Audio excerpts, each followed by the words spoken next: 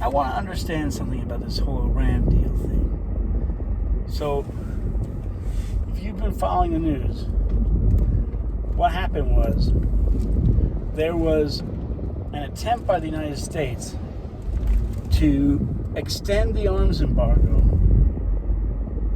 and it was defeated at the United Nations. So now the U.S. is talking about quote-unquote snapback sanctions. Now, when the deal was originally proposed, and one of the big arguments behind it was they said, if there's not a deal, there will be war. Don't you want a deal?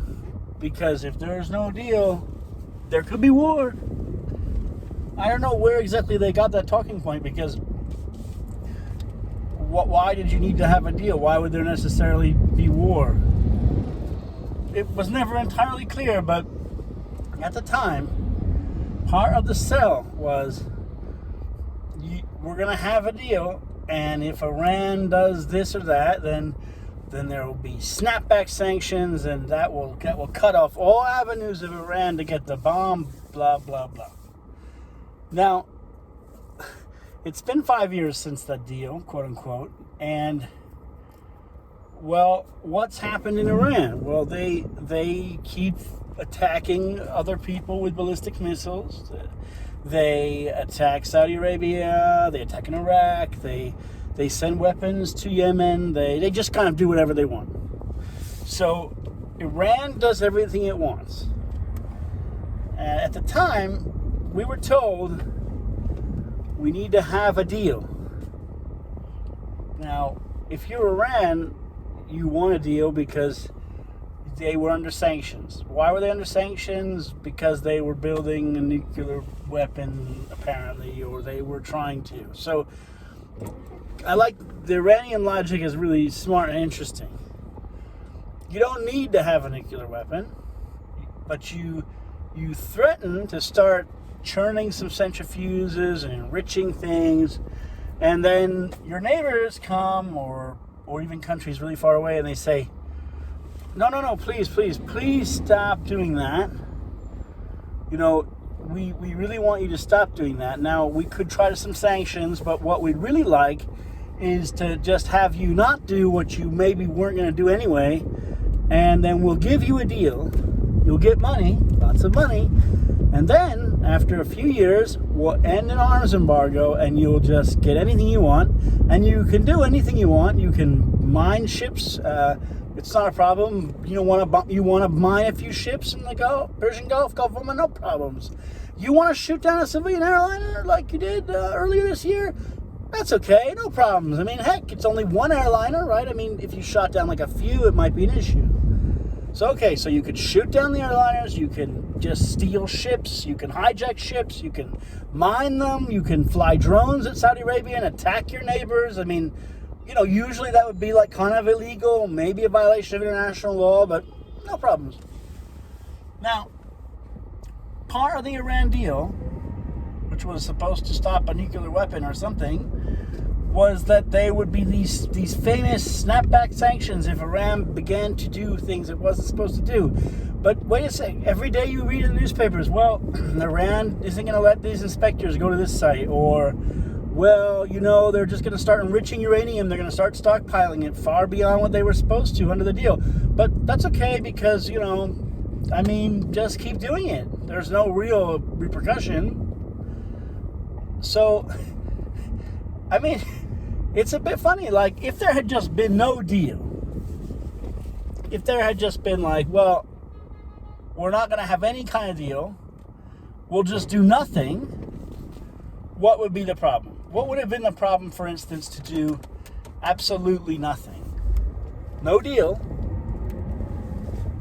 And then at least hold Iran accountable for things that it does do.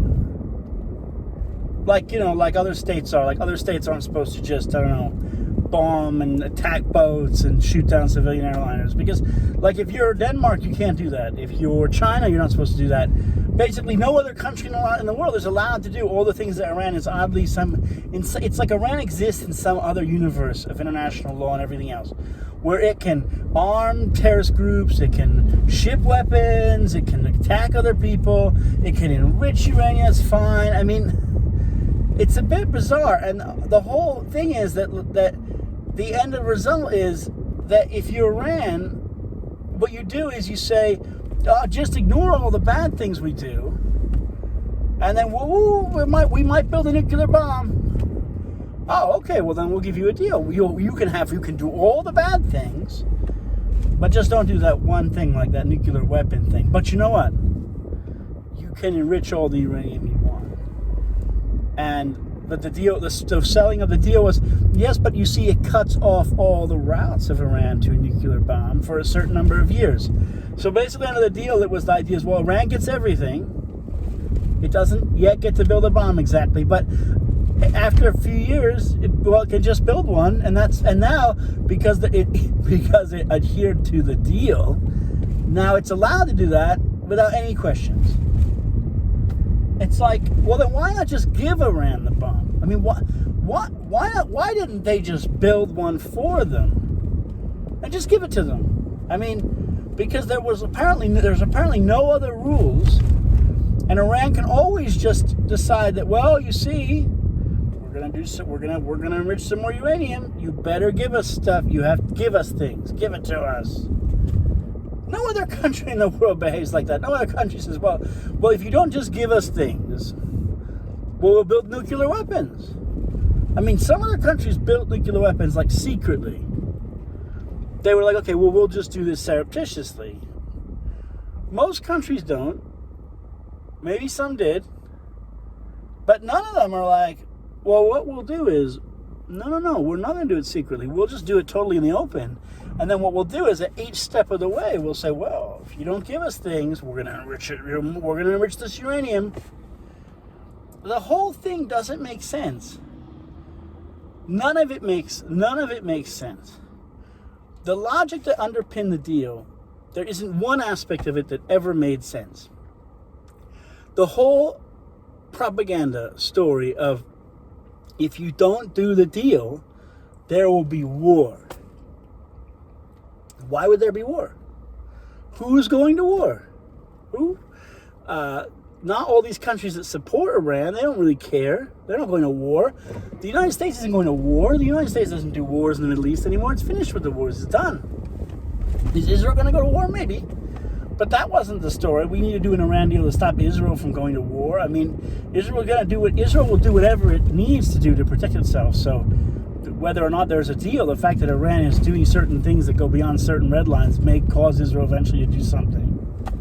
But the whole logic of, like, if you don't do the deal, there could be war. Well, what war? There never was going to be war. There was just you need to do this deal. Do the deal. And then there was snapback sanctions, which never seemed to snap back. Because actually it was all a big scam. There was never going to be a snapback sanctions. There was never any limits for what Iran can do. There were supposedly all these limits. Like, well, you can only have 3.24% of enriched uranium and only have, like, a certain number of kilograms. And then Iran was like, well, we're just going to not do that. We're just going to keep increasing the number of kilograms. We're going to enrich the heck out of it. And there was never any concept of, okay, if you do that, then we'll have to put some sanctions. No, all the countries were saying, no, we're not going to do anything. You can do whatever you want. So there's no snapback sanctions. Iran gets everything it wants. There's a deal, which you don't even need a deal. You could just do nothing. Every single part of the story about Iran makes no sense. And if you try to explain it to someone in, like, some other context, it would still make no sense. It only makes sense in a world in which Iran somehow runs everything, and it's just Iran's world. And then there's, like, a whole other world in another universe, which is called the normal world. And Iran's the only one that gets to behave the way it does, and gets a deal, and gets the end of an arms embargo, and just does whatever it does. Well, it attacked all these other countries. Right. Well, let's end the arms embargo because, well, why not? I mean, it attacked a bunch of countries. It shot down a civilian airliner. It mined ships. We should probably end the arms embargo. It makes no sense.